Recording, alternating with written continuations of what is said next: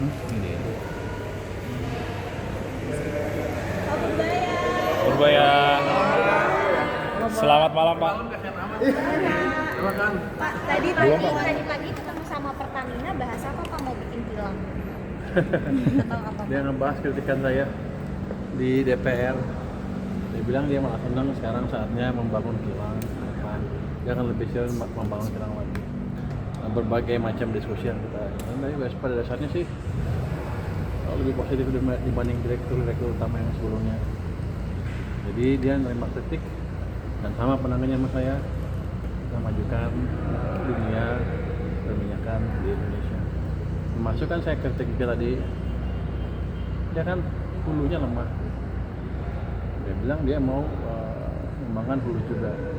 Jadi kalau lifting itu nggak mungkin naik lagi kalau nggak ada temuan ladang minyak baru. Karena kan ladang minyak kan setelah diproduksi PMPPIK pasti turun terus.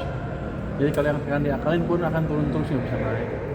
Jadi harus ada eksplorasi di hulu lagi.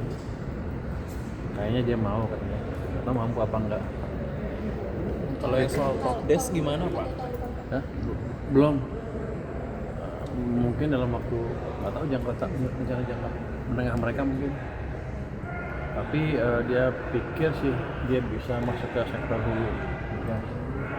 Itu aja. Oke, kalau yang soal Kopdes gimana, Pak? Dana Kopdes katanya Itu besarannya gimana? akan ada percepatan Pak, ini kapan tenggat waktunya dana yang akan dikeluarkan Pak? KDMP ya? Iya, Koperasi Koperasi Desa Merah Putih. Tadi Pak Menteri Koperasi dengan Danantara datang ke saya. Danantara bilang selama ada surat dari Menteri Keuangan bahwa pinjamannya dijamin oleh Kementerian Keuangan lewat dana desa, mereka bisa langsung kucurkan besok. Jadi tadi sudah saya tanda tangan suratnya, harusnya besok mulai jalan kalau mereka sudah siap koperasinya. Jadi dari pendanaan udah nggak ada masalah lagi. Besarannya Kalau berapa sih, Pak? misal- 16 triliun itu, Pak? Yang waktu itu disuntik lewat PMK itu, Pak, 16 triliun. Enggak, pokoknya kan kita sediakan uang 200 triliun di perbankan. Begitu di perbankan dipindahin disalurkan ke KDMP, maka otomatis saya hanya mencharge 2%. Jadi langsung ikutin skema pembiayaan KDMP. Jadi udah nggak ada masalah dari anggaran sih. Jadi 200 tambah 16 jadi banyak sekali kalau mereka mau. Kalau yang disalurin ke Agrinas itu gimana, Pak? yang ke Agrinas itu. Untuk Iya, untuk bangunan bangunan fisik. fisiknya kan tadi kan Iya. ya. Tadi si Pak Ferry bilang Pak kayak gitu. Saya agak lupa nih. Dia kan pertama berapa? Iya kan bangun gudang-gudang dulu kan kalau nggak salah. Iya, betul. Agrinas yang buat itu. Tapi nanti kan pas skemanya itu koperasinya ngajukan ke bank kan. Mereka minta Agrinas bangun gudang-gudang itu. Saya nggak terlalu tahu detailnya, tapi kira-kira seperti itu. Tapi yang jelas pembiayaan dari keuangan udah aman, udah secure, udah ada dibangun. Pak, mengenai anggaran BPJS kemarin mungkin bisa diperjelas nggak Pak? 20 triliun itu untuk secara umum anggaran JKN atau mengenai tunggakan itu? Soalnya Pak Adi Tufan bilang tunggakan 10 triliun itu skemanya adalah di write off Pak, di hapus buku. Jadi nggak perlu Sebetulnya kan udah kebutuhan baru, dan baru bukan untuk tunggakan bukan. Itu kan kira-kira mereka kebutuhan, kan mereka perkirakan kebutuhan tahun depan berapa. Kurangnya segitu atau kurang sedikit lah, jadi kita kan 20 triliun jadi cukup untuk tahun 2026.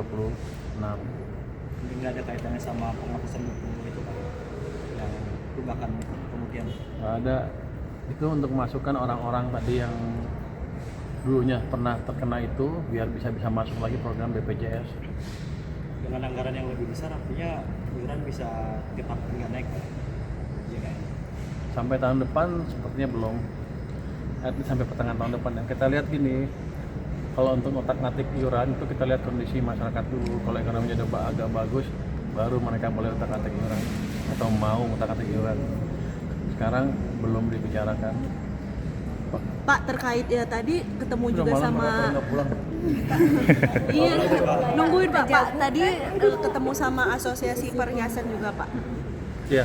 Tadi bahas apa aja Pak sama asosiasi perhiasan?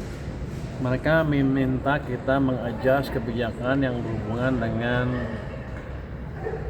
produsen perhiasan yang dianggap ilegal semacam ilegal gitu. Ilegal itu seperti apa Pak? Maksudnya tuh kalau yang diamond gitu? Ya itu ada yang nggak bayar apa sih namanya, surat, nggak, dia nggak ngasih surat keterangan apa sih, saya lupa namanya, surat keterangan beli kali ya, asalnya dari mana itu. Dia menjalankan itu dan dia langsung jual ke toko-toko emas di sana, dan akibatnya dia nggak bayar pajak. Sedangkan yang legal bayar pajaknya 1,6% kalau nggak salah. Jadi 1,1 tambah 1,6, 1,1 ketika dari pabriknya, 1,6 itu PPN-nya.